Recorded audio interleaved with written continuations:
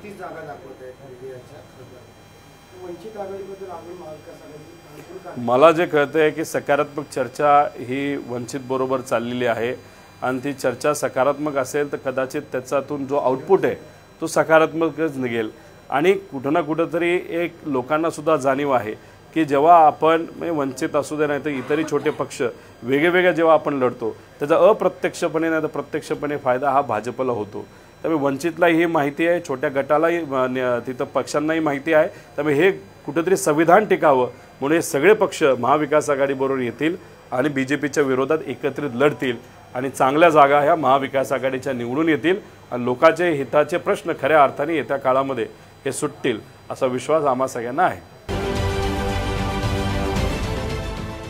देश विदेशातील प्रत्येक घडामोडींचे लाईव्ह अपडेट मिळवण्यासाठी आता साम टीव्हीच्या सर्व सोशल मीडिया प्लॅटफॉर्मला लाईक, फॉलो आणि सबस्क्राईब करा। तसंच सर्व नोटिफिकेशनसाठी बेल आयकॉन प्रेस करायला विसरू नका।